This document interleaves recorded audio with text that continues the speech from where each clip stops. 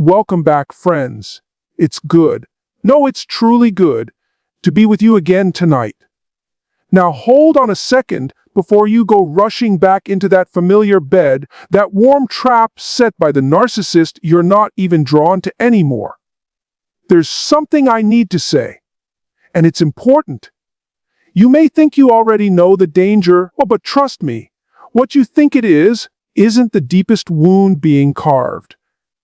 Let's talk about second chances, but people throw that phrase around like confetti at a broken promise party. But listen to me, when a mistake gets repeated, it stops being a mistake. It becomes a message. No, not even a message. It becomes a mirror, a reflection of something deeper within you, a wound unhealed, a hope misplaced. It's not just a decision, and it's the echo of old abandonment whispering, maybe this time they'll stay. And yet the narcissist, they don't hear the whisper. They hear opportunity, another chance to drain your soul and call it love. Now, I know some of y'all are watching those online experts shouting about boundaries and drawing lines like they're sketching in sand during a hurricane. And I get it. I do.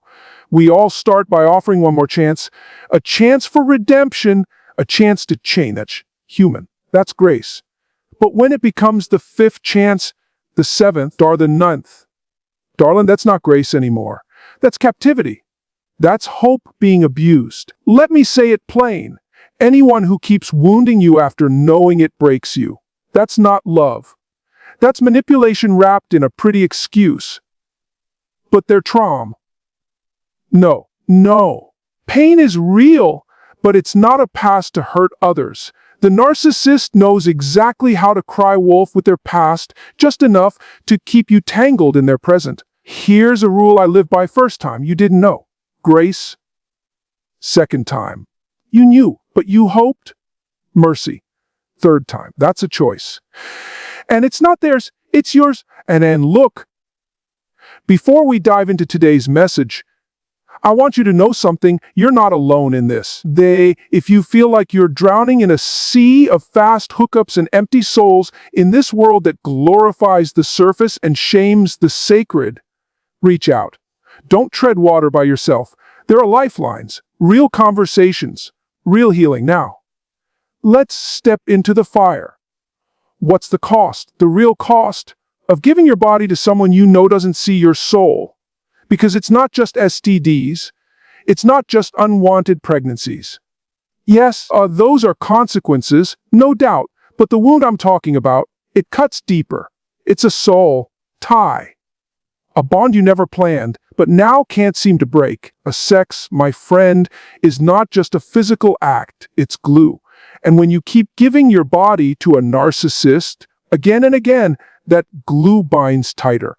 And all of a sudden, without meaning to, you start convincing yourself they're beautiful. You start telling yourself you're in love.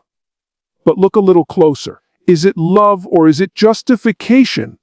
Because we are not designed to give something sacred and walk away unaffected.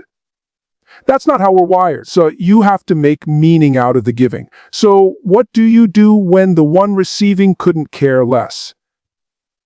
You tell yourself they must be worth it. And how do you do that? You say you love them. But it's not love. It's a defense mechanism, a survival tactic, a way to keep from looking in the mirror and asking, why have I let this go on so long? And that, beloved, is the bond. That is the prison. It's not them.